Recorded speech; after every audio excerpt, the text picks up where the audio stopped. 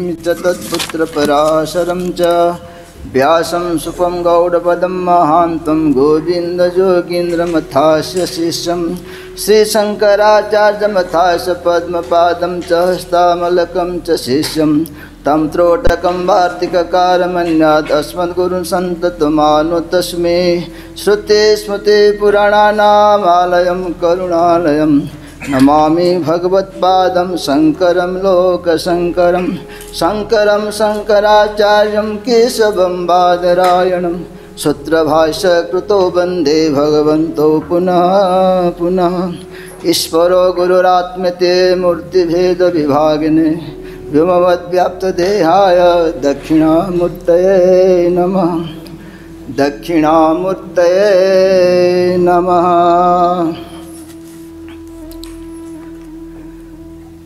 ऐसे हम हर रोज़ गुरु महाराज जी का लिखा हुआ मानस में गुरु तत्व का थोड़ा पढ़ते हैं, अध्ययन करते हैं, चर्चा करते हैं।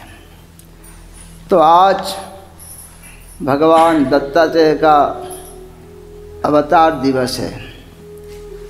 जन्म दिवस कहें, अवतार दिवस कहें, जयंती कहें। आज के दिन गुरुदेव दत्त जो हम कहते हैं, अवधूत चिंतन श्री गुरुदेव दत्त, भगवान दत्तात्रेय जी का अवतार हुआ था। तो अवतार की गाथा कैसी है जरा हम देखें। भगवान का जो तीनों रूप है, ब्रह्मा विष्णु महेश, तीनों रूप का एक साथ कैसे अवतार लेकर आए, कथा ऐसी है। एक बार नारद जी मर्त्यलोक से गए ब्रह्मलोक ब्रह्मा जी के पास। बहुत प्रसन्न थे। नारद जी प्रसन्न रहते ही है। तो ब्रह्मा जी और ब्रह्माणी ने कहा कि नारद जी आज बहुत प्रसन्न दिखाई दे, तो क्या बात है। नारद जी ने कहा क्या बताऊं देवी, मर्त्यलोक से एक आश्रम से मैं ऐसे सती का दर्शन करके आ रहा हूं, उसके जैसे कोई सती नहीं है। अत्रि और अनुसुया जो है ना, अनुसुया नंदन कहा जाता है तीनों को। तो ब्रह्मांड ने कहा कि ऐसी कौन सती है मर्त्यलोक में हमसे बढ़ करके। पहले हाथ आपसे बढ़ करके है। देखो द्वेष क्या करता है। ये कथा में द्वेष क्या करता है, अपने को कितने नीचे गिरा देता है। तो ब्रह्मा जी ने कहा, ब्रह्मा जी को कुछ भी हो जाए, ये जो सती है कौन है देखो, और जा करके इसका सतीत्व का नष्ट करो। वहां से नारद जी चले शंकर जी के पास। ऐसी प्रसन्न मुद्रा में पार्वती जी और शंकर जी दोनों के पास पहुंचे। नारद जी प्रसन्न मुद्रा देख करके पार्वती जी कहती है कि नारद जी आज बहुत प्रसन्न दिखाई दे रहे हो, क्या बात है। नारद जी ने कहा क्या बताऊं देवी, मर्त्यलोक से मैं ऐसे सती का दर्शन करके आ रहा हूं, उनके जैसे कोई सती नहीं है। तो पार्वती ने कहा हाँ ऐसी कौन सती है मर्त्यलोक में हमसे बढ़ करके। हाँ देवी आपसे बढ़ करके। तो पार्वती जी ने शिव जी को कहा कि आप जाकर के देखो मर्त्यलोक में ऐसा कौन सा सती हमसे बढ़ करके है, आप उनका सतीत्व का नष्ट करो। वहाँ से नारद जी चले भगवान विष्णु के पास। वहाँ विष्णु जी और लक्ष्मी जी है विराजमान। प्रसन्न मुद्रा में नारद जी पहुँचे तो लक्ष्मी ने कहा कि नारद जी बहुत प्रसन्न दिखाई दे रहे, क्या बात है। क्या बताऊँ देवी, मर्त्यलोक से मैं ऐसे सती का दर्शन करके आ रहा हूँ, उनकी जैसा कोई सती नहीं है। तो लक्ष्मी जी ने भी कहा विष्णु को कि मर्त्यलोक में ऐसा कौन सा सती है जो हमसे बढ़कर के। उन्होंने भी कहा भगवान विष्णु को कि जा करके उस सती का सतीत्व नष्ट करो। कहा जाता है सती और जति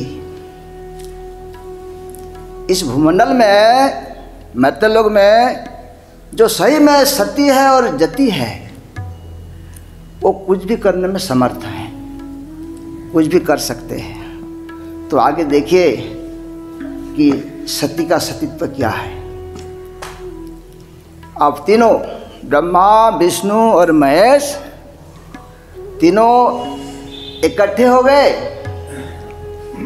और ब्राह्मण का वेश लेकर के अत्रि अनुसुया के आश्रम पर पहुंचे।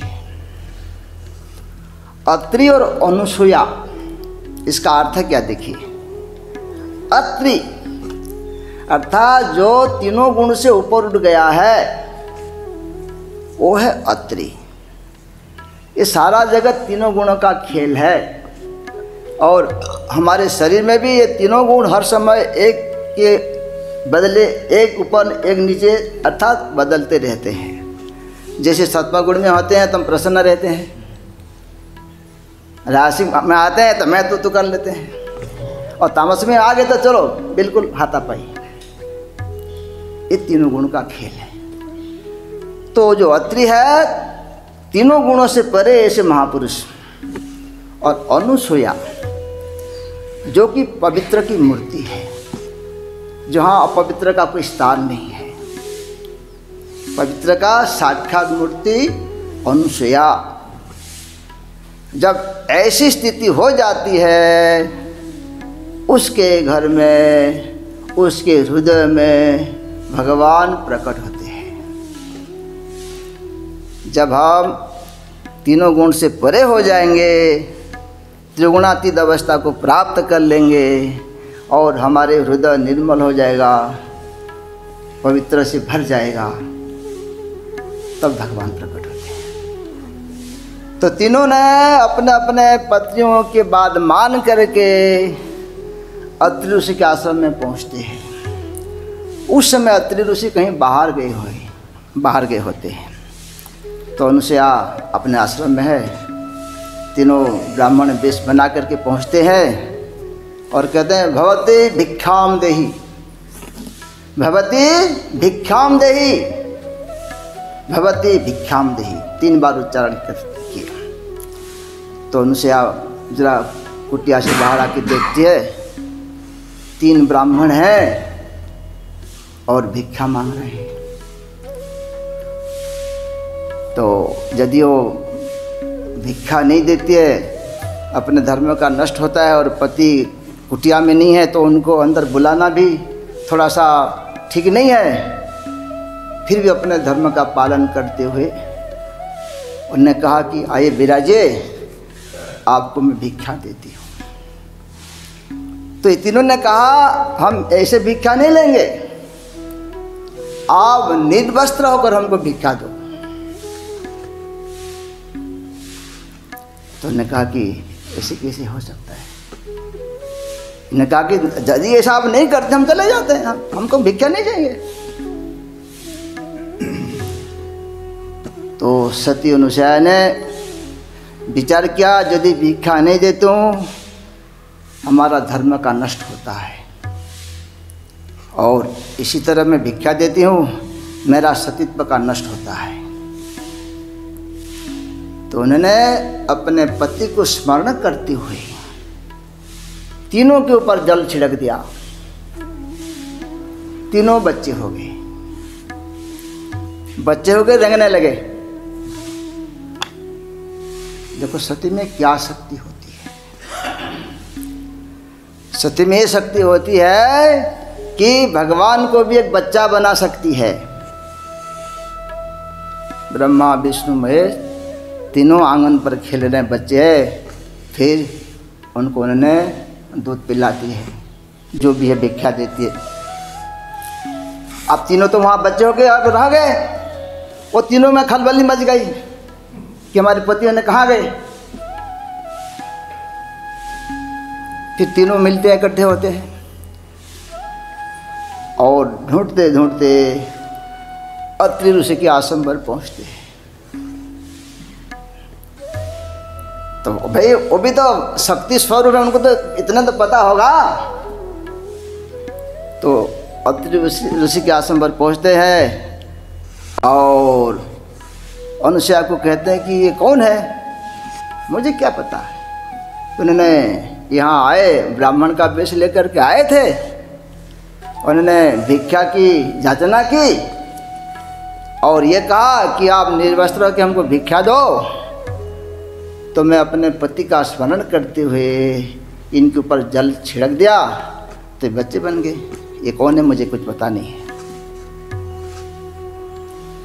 तो तीनों ने कहा नहीं, हमारे पतिदेव हैं तीनों, तो हमको आप माफ़ कर दो। भले आप अपने अपने पति को पहचान करके ले जाओ। अब तीनों बच्चे थे, कैसे पहचानेंगे? फिर उनसे अब क्षमा याचना की। फिर अनुसुईया ने पति को स्मरण करते हुए जल छिड़क दी। तीनों अपने रूप में आ गए। ब्रह्मा, विष्णु और महेश अपने असली रूप में प्रकट हो गए। ये है एक भारतीय आर्य ललना कहा जाता है इनको, भारतीय आर्य ललना, भारतीय सती। फिर उन्होंने कहा ठीक है आप अपने अपने पति को ले जाओ। तो फिर तीनों ने कहा नहीं, आप हमको कुछ मांगो। उन्होंने कहा हमको कुछ नहीं मांगना है, नहीं कुछ तो मांगो। तो ठीक है, यदि आपकी ऐसी इच्छा है तो यहाँ आप मेरे कुटिया में एक पुत्र के रूप में यहाँ आप रहे, तो आप तीनों मेरे पुत्र के रूप में प्राप्त हो। ये है ब्रह्मा, विष्णु, महेश अत्रि अनुसुईया के इस तरह उनका पुत्र हुए। तो ये है इनके अवतार की कथा। तो हम जो अवधूत चिंतन श्री गुरुदेव दत्त उच्चारण करते हैं या प्रार्थना करते हैं, वास्तव में अवधूत का अर्थ क्या है? अवधूत आशा पास विनिर्मुक्त आदि मध्यंत निर्मल, आशा पास विनिर्मुक्त आदि मध्यंत निर्मल आनंदे वर्तते नित्य अकारम तस्य लक्षण। वासना वर्जिता येन वक्तव्यं च निरामया वर्तमानसु वर्तते वकारम तस्य लक्षण। वासना वर्जिता येन वक्तव्यं च निरामया वर्तमानसु वर्तते वकारम तस्य लक्षण। तत्पचिंता चेष्टा येन चिंता चेष्टा विवर्जितः तम अहंकार निर्मितो तकारस्तस्य लक्षण। ये जो अवधूत का जो आध्यात्मिक अर्थ है, पहला है आशा पास विनिर्मुक्त। हम सब तो आशा पास में बंधे हुए हैं। गुरु महाराज जी भजन में लिखते हैं, जो आशा की लंबी बहुत डोरी, जो आशा की डोरी है बहुत लंबी है, वो डोरी हमको दिखती नहीं है और हम बंधे हुए हैं। भले वो डोरी का अंत नहीं है। जो आशा रूपी डोरी है इतने लंबी है कि उसका कोई अंत नहीं है। मजे की बात है कि हम आशा में बंधे हुए, हमको लगता भी नहीं। तो आशा पास विनिर्मुक्त आदि मध्यांत निर्मल आनंदे वर्तते नित्य अकारम तस्य लक्षण। जो आशा रूपी पास से मुक्त हो गया है, आदि मध्यांत अर्थात तीनों समय में वो आनंदित रहता है, वो है अवधूत के पहला लक्षण। तो हम आशा को कब भगाएंगे और स्थिति को प्राप्त करेंगे, अपने अपने विचार कर सकते हैं। दूसरा है वासना वर्जिता येन वक्तव्यं च निरामय। जिसने वासना का त्याग कर दिया है, गुरु महाराज जी कहते हैं वासना में डूब गयो जगत प्रपंच। वासना से मुक्त कोई जीव, सारा जगत वासना में डूबा हुआ है। हम सब वासना में डूबे हुए हैं। इस वासना से जो मुक्त हो जाता है वो अवधूत की कोटि में आ सकता है। धूलि धूसर गात्राणी, ऐसा जो अवधूत है उसका शरीर धूलि धूसर है, अर्थात शरीर का कोई परवाह नहीं, लेकिन धारणा ध्यान और निर्मुक्त हो, उसका स्थिति क्या है? धारणा ध्यान से ऊपर उठ गया है। और आखिर का जो है तत्पर चिंता चेष्टा जेना, चिंता चेष्टा विवर्जिता, वो हर समय तत्व की चिंता करता है। जैसे तत्व, जैसे हमारे सांख्य योग में कहा 24 तत्व, तो ऐसे उदाहरण दे सकते हैं। जैसे गाड़ी, एक गाड़ी है, कोई पार्ट से गाड़ी बनती है, यदि इसको अलग अलग कर दो तो गाड़ी नहीं रहती। उसी तरह जो तत्व का चिंतन करता है और समझता है, जैसे हमारे शरीर पंच महाभूत है, पंच तन्मात्रा है, 5 ज्ञानेंद्रियाँ है, 5 कर्मेंद्रियाँ है, 4 अंतःकरण है और आगे का आत्म तत्व है, तो ये इसको अलग अलग कर सकता है, फिर शरीर में आसक्ति क्या रहेगी? तो वो तत्व की चिंता करता है, चिंतन करता है, चिंता चेष्टा विवर्जिता, वो कोई जगत की चिंता नहीं करता। देखो, चिंता और चिता 2 शब्द है, चिंता और चिता। चिंता चिता द्वयोर मध्ये चिंता तत्र गरीयसी,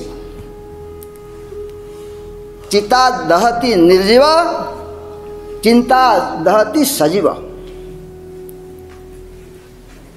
चिता और चिंता 2 शब्द है, जो निर्जीव है उसको चिता दहन करते हैं, और जो चिंता है सजीव को, हुष्ट पुष्ट आदमी है, लेकिन यदि चिंता से ग्रसित हो जाता है, ऐसे पतला हो जाएगा, बोलेगा अरे आपको क्या हो गया भैया, क्या चिंता है, क्या चिंता करते हो? तो ये चिंता है। तो वो जो अवधूत महात्मा है उसके अंदर कोई चिंता नहीं, केवल तत्व का ही चिंतन करता है। तम अहंकार निर्मुक्तो धारण, तो तम और अहंकार से पूरी तरह मुक्त हो जाता है। तो ये जो अवधूत महात्मा का लक्षण बताया है, जिसके अंदर ये स्थिति आ गई, वो अवधूत महात्मा है। केवल भगवान दत्तात्रेय अवधूत है ऐसा नहीं। जैसे कहा जाता है गणेशपुरी में जो थे नित्यानंद बाबा, उनको अवधूत महात्मा कहा जाता था।